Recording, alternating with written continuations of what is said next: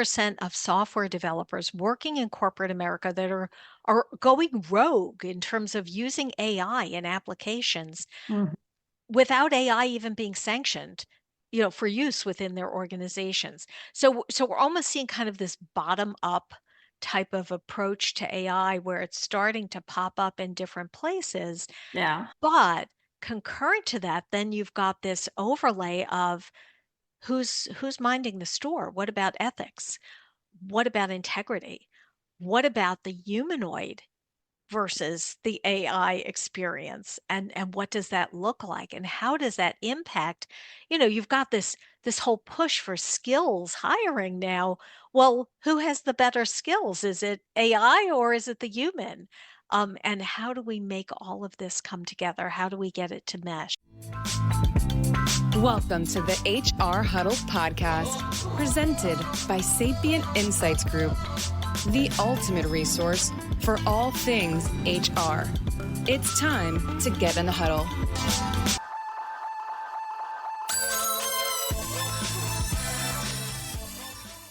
Hello, everyone. Welcome back to the HR Huddle. I'm your host, Teri Zipper, CEO and Managing Partner at Sapient Insights Group, and I'm back for another exciting episode of HR We Have a Problem.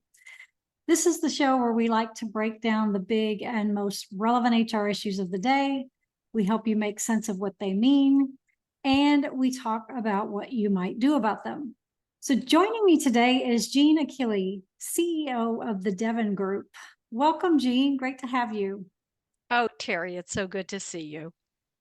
I can't believe I've been doing this show now for almost 2 years, a show that I almost didn't do because I really didn't want to do it. But somebody just, like I couldn't not do it. And now I don't want to give it up. Been doing the show for almost 2 years, and I've yet to have you on the show. So I'm very excited to have you join me today. This is going to be fun. I think so too. It's funny, our paths cross so frequently. And I know you have so graciously hosted a number of our clients as on your show. And we've been waiting in the wings for the call. So I'm very excited to be here today. Well, I was trying to think, the other day when we first met, and I want to say it was like 2010, 2011, maybe. It was very early HR tech days for me.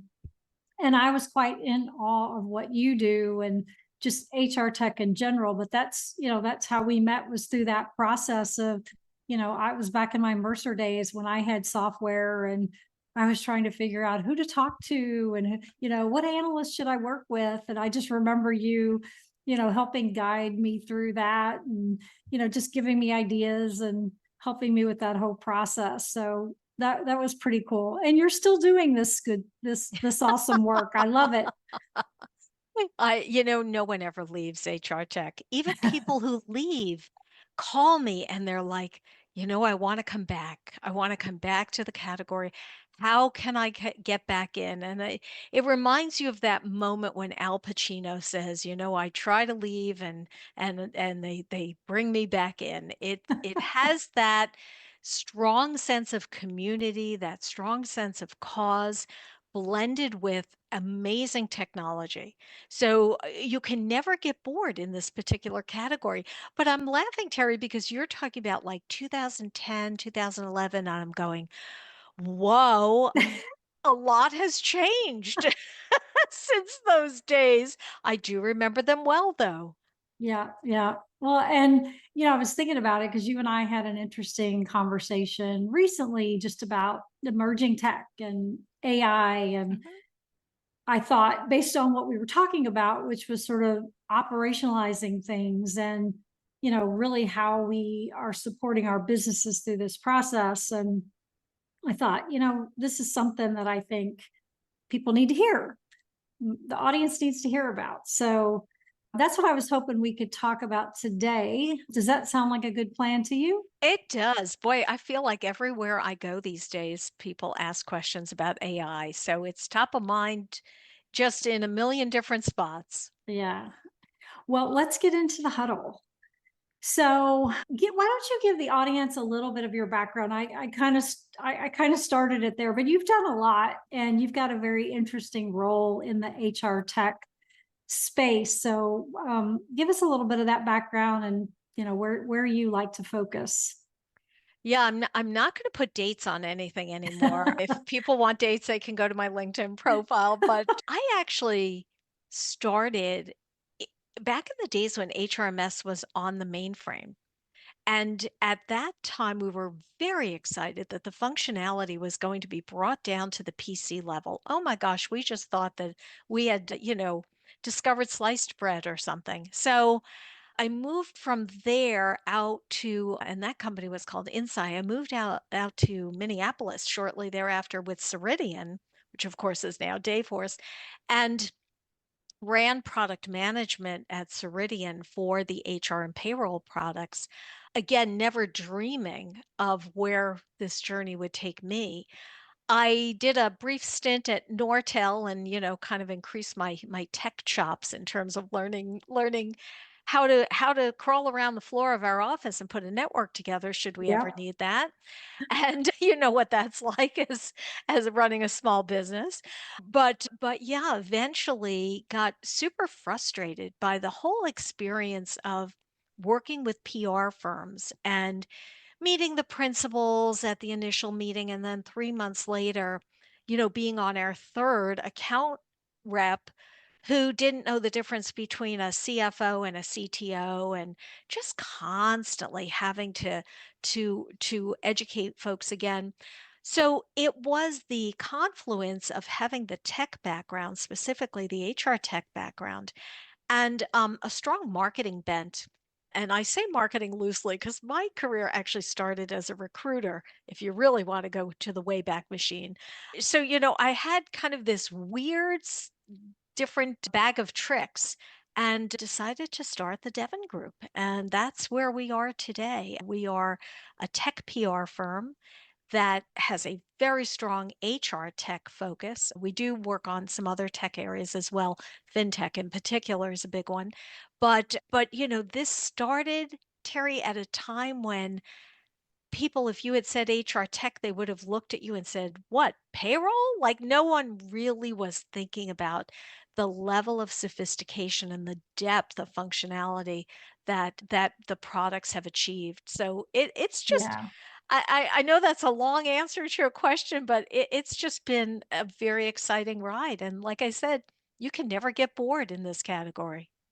You really can't. It's kind of amazing. And you were probably doing that around a similar times as me when, any sort of technology background that you had, people were like, "Oh, you know, Yeah, bring that person in. They right. they know something about tech." Right.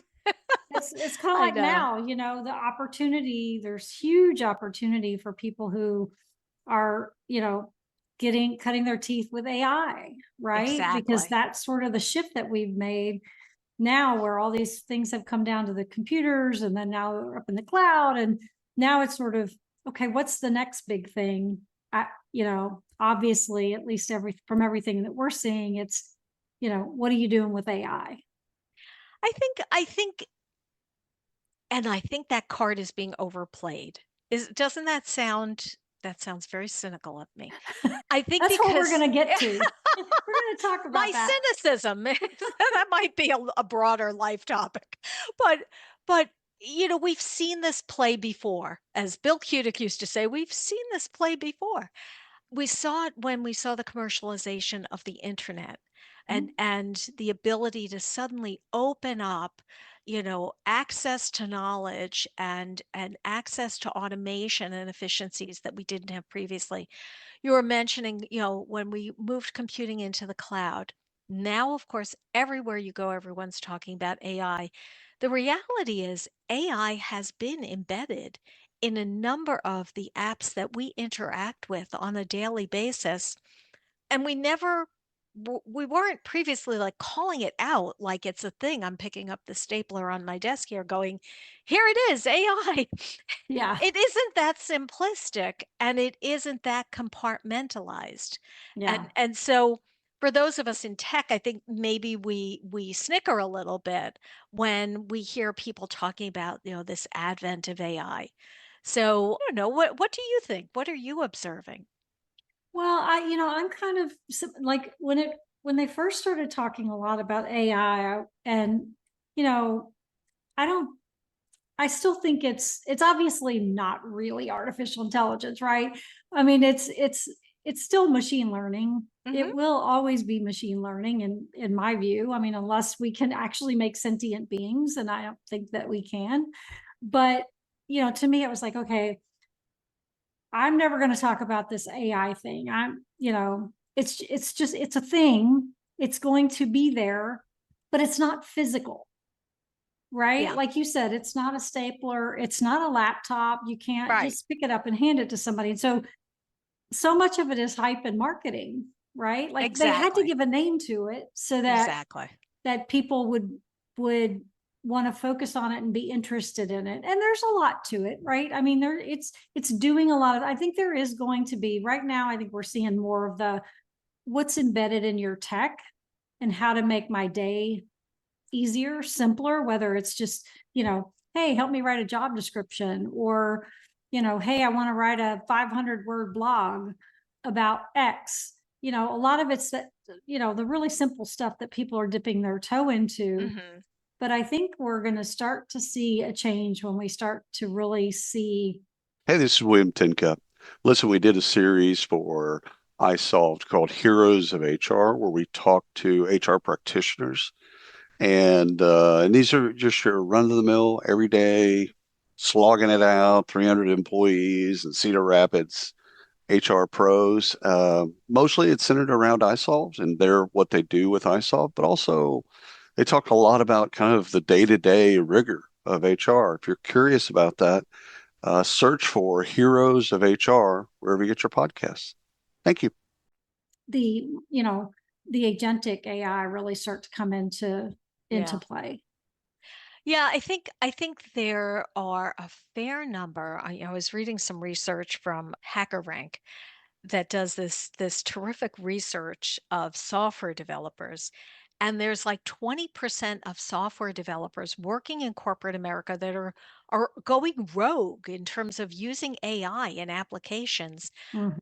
without AI even being sanctioned, for use within their organizations. So we're almost seeing kind of this bottom up type of approach to AI where it's starting to pop up in different places. Yeah. But concurrent to that, then you've got this overlay of who's minding the store? What about ethics?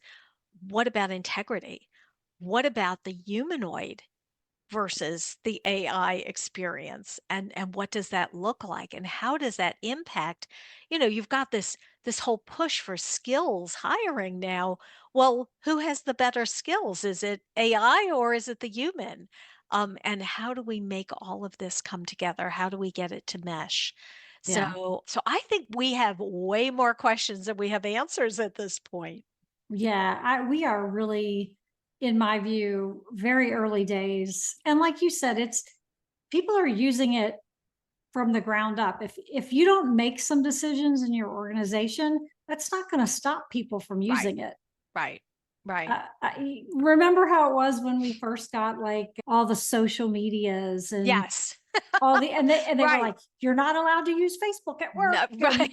all this, and that, like everybody's Right, like, whatever, right. I'm That's right. using Facebook, I'll use right? I'll use my phone. I'll do it on my phone instead. Right. Yeah, and then sort of HR figured out, okay, well, maybe we need to do something. Maybe we could do something with this. And I think it's Yeah. the same kind of thing, right now. Now I think the script is really going to be flipped when we get the robots, right? And Yeah, actual physical beings, exactly. so to speak, that Right. can do something and perform some activity, right? That Yeah. I think the script is going to look very differently there. But we're early days in that regard, and I still thinking of Will Smith and iRobot. Like, Yeah, the physicality of actually having something next to you that's doing things differently than in your work environment.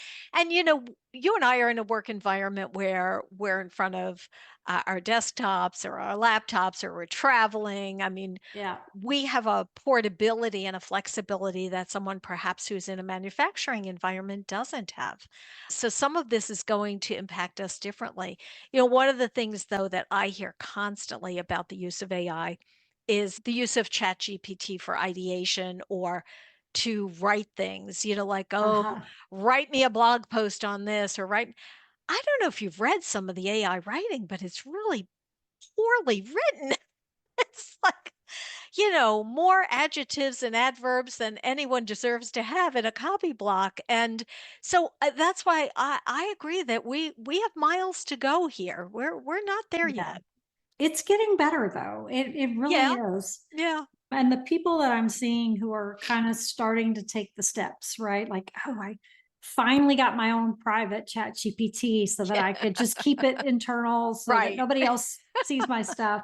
Yeah. They're like, okay, I'm amazed. And this is going to put me out of a job. I'm like, I don't think so. Because now think about the things that you're thinking about Hmm. and the work that you're doing. Now you may productize your work in a completely different way than you did before. Yes. Right. And Yeah. so, the fact that you're doing it now and sort of getting ahead of it is huge. Right. And I think that's what people Yeah. are going to do. You've just tapped into something that I think is really important, and that is, when you go, well, I mean, this is life, so it's not just segmented to work versus life. This is life in general. There's a certain cognitive load that we all have to deal with as we go throughout our day. So why not make certain aspects of it easier? The ability Exactly. to automate or achieve efficiencies that we as a human, maybe we can get to 83%, but AI can get to 97%, and that makes a world of difference someplace. Why not do that? I like, what are Yeah. we, and so to your point, when that cognitive load lightens, think about how you can redirect all of that energy to other more creative initiatives. Because I think we see a lot of retention issues in the workplace when people are kind of coming into the office every day or into their workplace every day with this, like, I'm so behind before I even get started, and I'm not excited about anything I'm working on. And, so why not, kind of tease out the best of the human and let Yeah. let AI do the other stuff. Let AI do the grunt work. Yeah. And like you said, a lot of people, manufacturing and car companies and even hospitals and other places have been dealing with sort of robotics now Hmm. for a long time, but it wasn't something that they talked to, right? Had a conversation with or asked them to do something. And then people sitting in offices haven't been dealing with that at all, right? Everything is through words that you type into your computer. Exactly. Right. Or Um, meetings that you sit in for hours. Exactly. I'm more excited about like the virtual meetings. Like Yes. it's one thing to do these meetings. I can't wait till you're actually sitting next to me Yes, yes. It's gonna be virtually. so cool. It's gonna be so cool.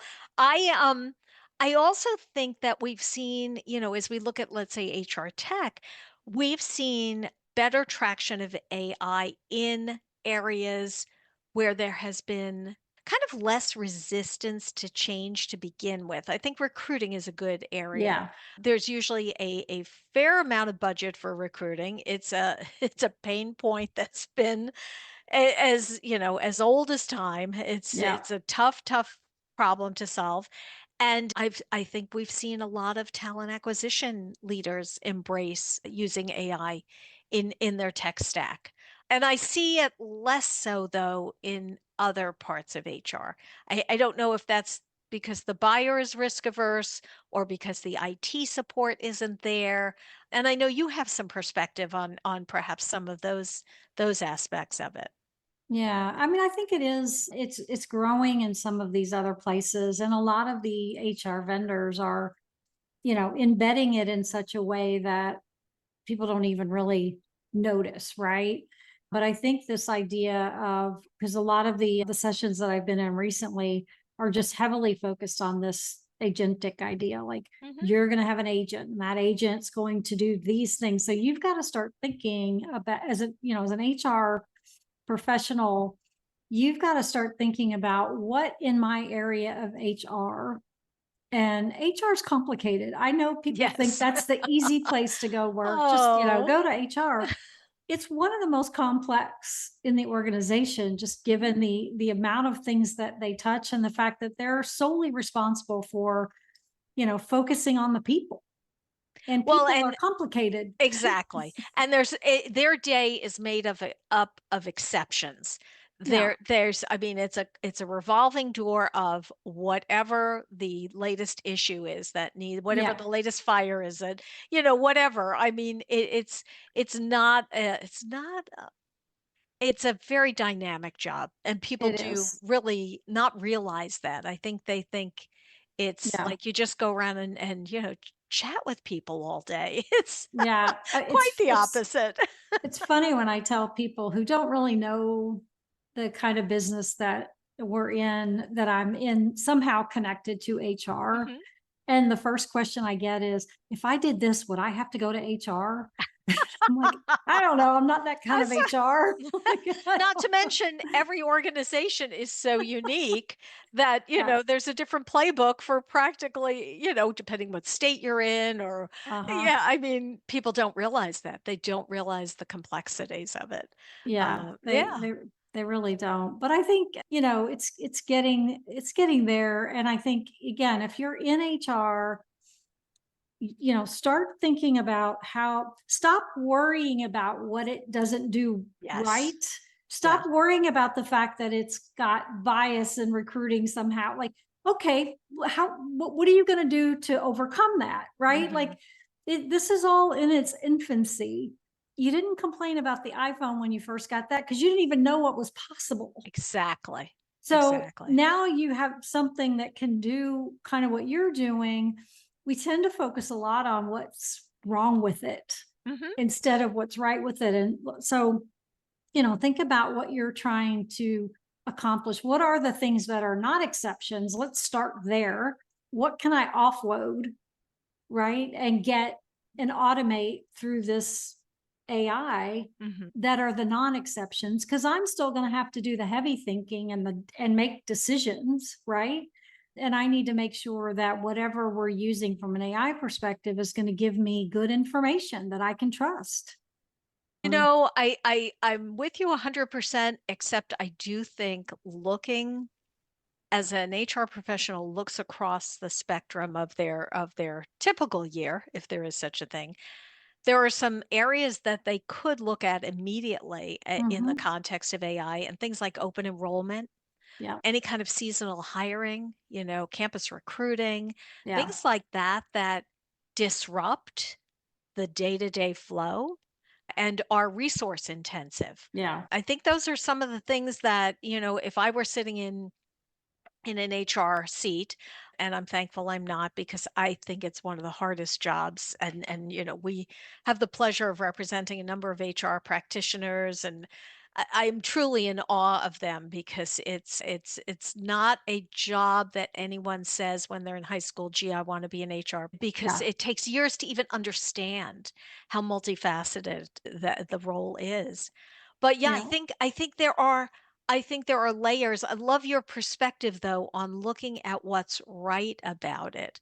And even going back to that historical perspective that I alluded to earlier about the internet, looking at the tremendous gains I'm going to get, rather than being concerned about some of the legislative issues, or what the Right. Department of Labor is saying. Like, Right.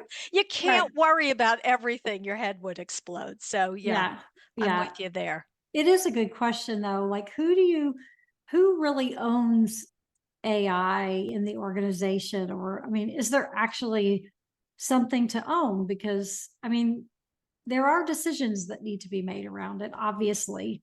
And like you mentioned earlier, the whole concept of, we have to know we can trust, we have to be ethical about it, right? So, what are you seeing organizations? Of course, the big guys are, they've built their, within their organization, they've built groups and committees and all these kinds of things. But a lot of these smaller to mid-sized organizations, I mean, they're trying to sort their way through it, and they don't, it's not like they have, big teams within the organization that they're putting on this to think about and come up with the ideas. It's funny and somewhat counterintuitive. I see large enterprises putting this with their IT teams, which puts HR right behind the 8 ball again. Because every time HR is in the queue, in the IT queue, they are relegated to a lower priority just because of the nature of HR. Yeah. I see the SMB and the mid-market companies in particular being far more nimble and far more. I'm Mhm. not saying they're doing it. I'm not seeing it, across the board, but I am seeing it in certain functional areas. And I think there's also a tendency in smaller organizations to empower the managers more. And so managers of certain work groups, whether it's, based on where they're located or certain functional areas like sales, where they see they can have a productivity gain through something, I'm definitely seeing them embrace it. So it's almost funny that the large enterprise is taking perhaps longer to implement, and the smaller companies are the Yeah. more agile in this case. Yeah, I would agree. And, I think organizationally, I haven't been asked, but in my opinion, the C-suite and that executive level team really needs to understand Mm. what's happening here and how, because I don't know that anybody really owns it, right? It's great. IT, okay, you own it. I mean, HR owns something, Mhm. but they, when you think about how much it's going to get used across the organization, in not just in IT, but in HR, but in IT and marketing and finance, and then out in the Mhm. operational side of the business, there's an impact to HR, right? Like, what's the change management? What's the training plan? How do we make Mhm. sure people are adopting the things that we're doing? But I think the executive level within these organizations has to have a good understanding, a good basis for understanding what's happening here with this market shift. Because if they don't, I think they're going to do a lot of things wrong. I think that's spot on. I think, I'm smiling because I'm remembering when social media was emerging, we would get calls to do training classes for executive leadership teams on Yeah. social media and what will this mean to your organization. I hope there's something similar going on with AI because, we've already seen when we look across maturity models, we've already seen great strides being made in an area that in fact touches the customer, and that's the customer relationship management, the Yeah. customer success teams. We've all been at the receiving end of AI powered chatbots that are, asking us to interact with them rather than scream representative in the telephone. So, I mean, it's important not only on the executive leadership team level, but potentially on the board level, Yeah. that there be some sort of concerted effort around AI. And hopefully, I don't know if every organization can see its way through to having, a chief AI officer, but certainly the sentiment is necessary to make sure that you can catapult the organization forward as Yeah. opposed to have it, kind of stuck in the mud somewhere and have the Yeah. competition catapulted forward instead. Yeah. Well, and this is that those inflection points where you see businesses who you thought would never go out of business because Yeah. they weren't ready for this. They didn't get ahead of it, and they're having to play from behind, and now they can't catch up. Yeah, exactly. Well, and that goes back to the whole topic of recruiting and looking for people who have AI expertise, Yeah. because we can't expect that there are going to be a lot of people out there who have deep expertise, but there is a talent pool out there that has AI expertise, and Yeah. I would say run towards them and make sure that you've got some of them on your team, or at least have relationships with vendors that can provide you with that AI expertise. This is not going away. This is not a flash in the pan. And it's what's interesting about it is, going back to that example of the internet took a while to unfold. you know, the commercialization of the internet and actually being embraced in enterprises probably happened over, like, let's say, an 8 to 10 year period of time where you really said, everyone's there. Yeah. That's not the case with AI. We are 18 to 24 months here. This Yeah. is going fast and pervasive. So pervasively. So I think this is very interesting. It's a bit of a quandary for HR because, again, they need resources to make sure that they know what the right decisions are that they should be making. Yeah. Yeah. You need, it needs to be on your agenda. If it's not on your agenda, you need to get it on your agenda and start Exactly. thinking about it. Exactly. From all aspects, like, what could we do faster, better, more efficient, right? What are the implications we need to be thinking about? What are our competitors doing? What are our partners doing? What are people, who can we share with and sort of talk about how they're, we learn through others, right? Mhm. And since so many of us work remotely these days, it's not like you're in the office and you can just go down the hall and talk about it.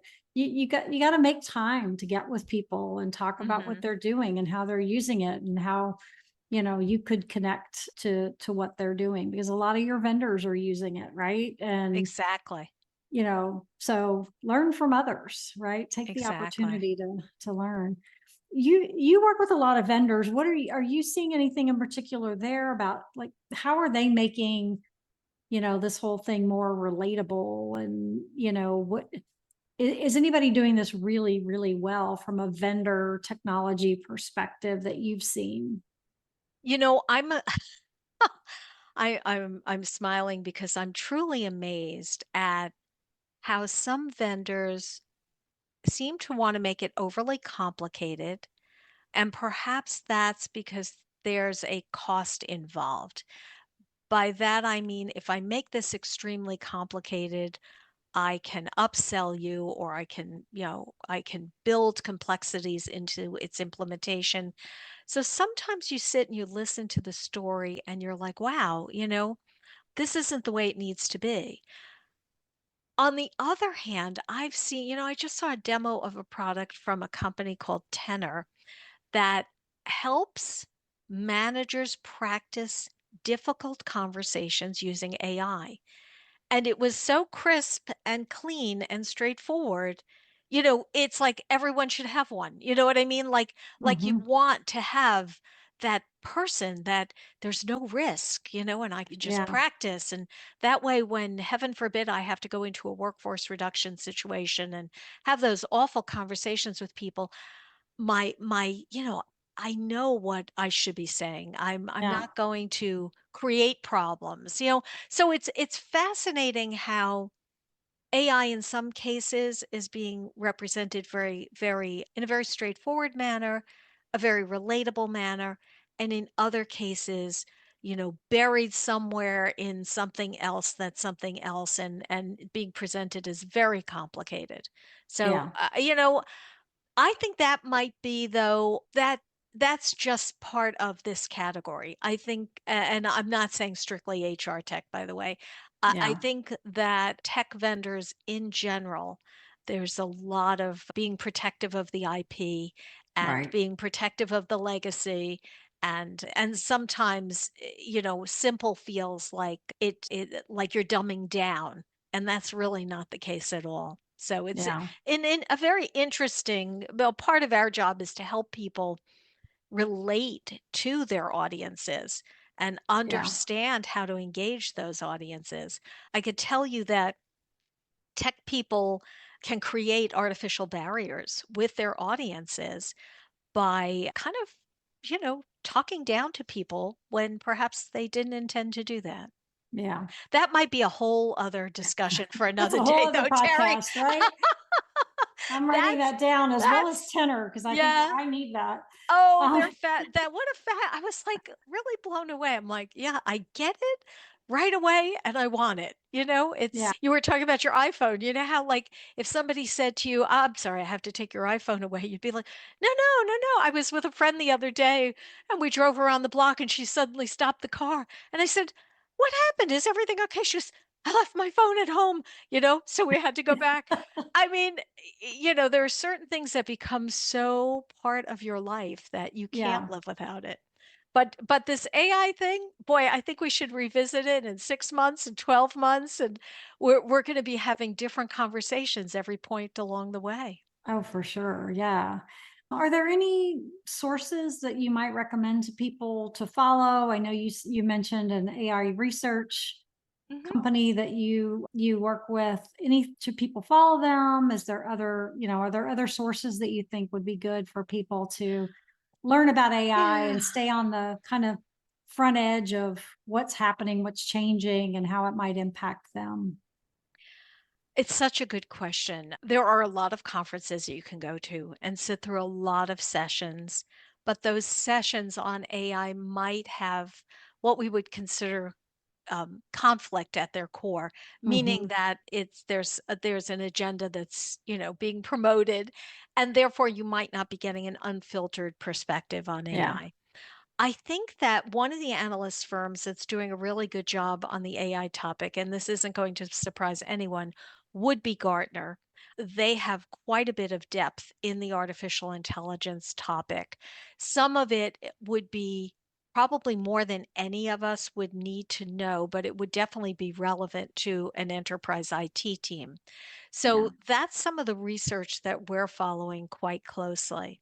There is, of course, also quite a bit of buzz on LinkedIn, which at this point is probably our most reliable B2B social media platform. Yeah. I think we've had some infiltration of some real, questionable activity in some of the other social platforms. So Yeah. I would encourage people to take a look at the smart people on LinkedIn who are covering the AI topic. Yeah. Substack too is another good one where I'm seeing Yes, good articles, and exactly. it gives you a little bit more in depth than Mhm. just a LinkedIn post. Although some of these LinkedIn posts are so long. They are.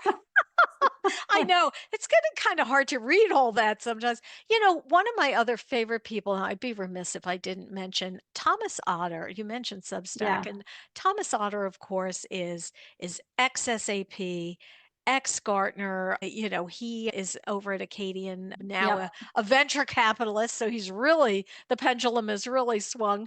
But one of the smartest people we have in the HR tech category, and I think Yeah. always worth paying attention to his musings. Yeah. He's one I read as well. Well, is there anything that you would like to leave the audience with today that might, either help them feel more comfortable with where they are in this process, or anything that you think might be of interest that you might want to leave the audience with today, something that might give them a leg up, or something they can start thinking about or doing tomorrow? You know, I, this is probably going to sound very cliche, but I firmly believe it. Don't be afraid. This is no one's going to go unfed if you play with ChatGPT for an hour. No one is going to think worse of you if you didn't understand, Claude.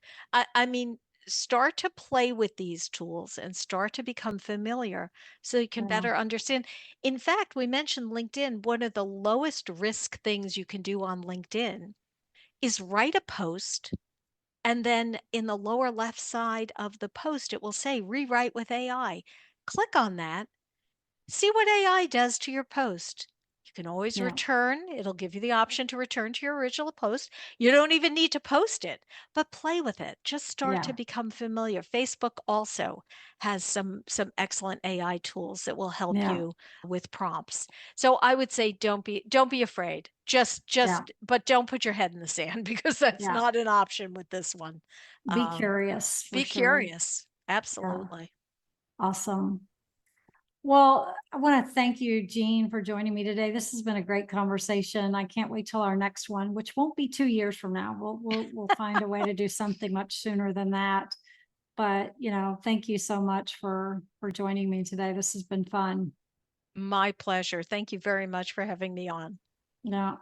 Before we go, I want to remind people that the annual HR system survey is out. So go to the website and check that out. And also, don't forget to listen to Stacy and Cliff next week while they spill the tea on HR tech. I also want to thank our producers, Brand Method Media Group, our marketing team, and I want to thank you for tuning in. We really appreciate our listenership. Would love to know what you thought about the episode. Leave us a review if you have a minute. Would love to know if, what topics you'd like us to talk about. This topic itself actually came from this year's survey where we asked the participants to tell us, what would you like to hear us talk about? And so this was one of those topics. I was happy to have Jeanne on to cover this. But that's all the time we have today. We'll be back in 2 weeks with another episode of HR We Have a Problem. Thanks, everybody.